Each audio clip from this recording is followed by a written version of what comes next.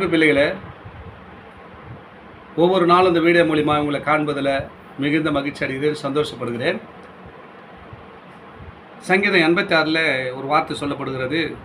86 7ஆம் வசனம், 86ஆம் அதிகாரம் 7ஆம் வசனம், நான் துயரப்படுகிற நாளில் உம்மை நோக்கி கூப்பிடுவேன், நீர் என்னை கேட்டருள்வேன்.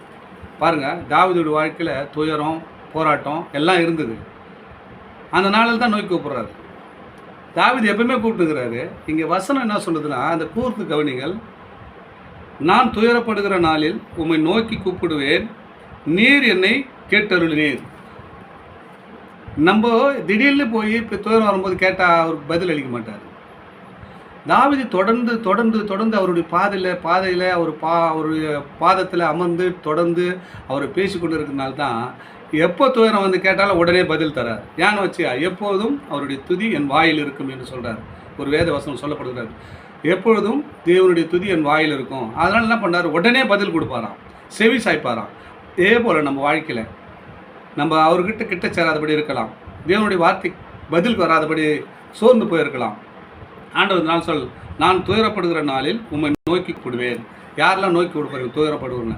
துயரம் பட்டால் தான் கூப்பிடுவோம் இல்லைங்க. துயரம் வராத போது சந்தோஷமாக இருக்கும்போது தேவனை நோக்கி கூப்பிட வேண்டும். அதுக்கு தான் தாவீது சொல்கிறார், நான் துயரப்படும் நாளில் உன் நோக்கி கூப்பிட்ட உடனே பதில் செய்தாப்பா. நீ இவ்வளோ நாள் கூப்பிடாதுன்ட்டு துயரம் வரும்போது கூப்பிட்டுனா ஆண்டவர் வரமாட்டாருங்க. ஏன்னு வச்சுக்க, நம்ம அவரோட கனெக்ஷன் இருக்கணும். டெய்லியோட தொடர்பு, வேத வாசிப்பில் தொடர்பு, ஜெபிப்பில் தொடர்பு, பாடல் பாடுவதில் தொடர்பு, ஆண்டவரை துதிப்பில் தொடர்பு. அந்த தொடர்பு இருக்கிறவங்களுக்கு தான் கேட்ட உடனே பதில். அதுக்கு தான் தாவீதுக்கு பதில் உடனே கிடைக்குது. கேட்டருள்வீர் என்றார், உடனே கேட்குறாரு ஆண்டவர். இதே போல் நம்மளுடைய வாழ்க்கையில் குறைவுகள் இருக்கலாம், ஆண்டவரோட நெருக்கம் இல்லாமல் இருக்கலாம். ஆண்டவர் நாளில் உங்களை பார்த்து சொல்கிறார், நான் துயரப்படுகிற நாளில் உம்மை நோக்கி கூப்பிடுவேன். அப்போ யாரெல்லாம் நோக்கி கூப்பிடுறீங்க? துயரம் வரும்போது இல்லை, எந்த நாளும் தேவனை நோக்கி கூப்பிட நீங்கள் கற்றுக்கொள்ளுங்கள்.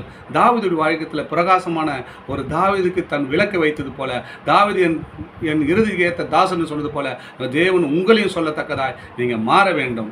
அதுக்கு தான் தேவனுடைய வார்த்தையை நீ கேட்கும்போது ஒவ்வொரு நாளும், துயரப்படுகிற நாளில் உன்னை நோக்கி கூப்பிடுவேன், நீர் என்னை கேட்டருள்வீர். உருக்கமாக கேட்குறாரு, நீ என்னை கேட்டருணும், எனக்கு கொடுப்பீர், கேட்டருள்வீர் அப்படின்றாரு.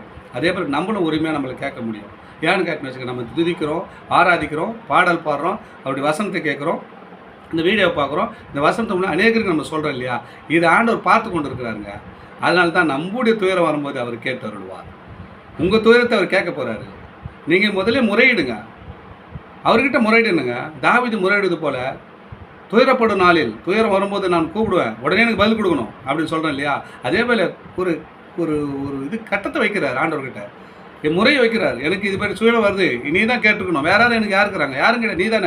நீ தானேப்பா, உன்னை தான் துதிக்கிறேன், உன்னை தான் ஆராதிக்கிறேன், உன் மாடல் தான் பாரு, உன்னுடைய நாமத்தை தான் உயர்த்துறேன். எனக்கு யார் பதில் செய்வாங்க? எனக்கு துயரம் வருது, நீ தான்ப்பா வரணும்னு சொல்லிட்டு தாவீது உருக்கமாக கேட்குறது போல நீங்களும் கேட்கலாம். ஏன்னு வச்சுக்க, தொடர்பு இருக்க வேண்டும். இயேசு கிறிஸ்துக்கும் தாவீதுக்கும் தொடர்பு. அவர் இறுதிக்கு ஏற்ற தாசனாய் மாறினார். நம்ம கூட நம்ம இயேசு கிறிஸ்து உடன் பங்காளியாய் உடன் உறவுகளை நம்ம வைத்துக் கொள்ளும் போது நிச்சயமாகவே நம்முடைய வார்த்தையை அவர் கேட்டு நம்மளை ஆசீர்வதிக்க அவர் வல்லவராக இருக்கிறார். தாவீதை உயர்த்தின தேவன் நம்மளை உயர்த்த அவர் வல்லவராக இருக்கிறார். Amen, amen. God bless you.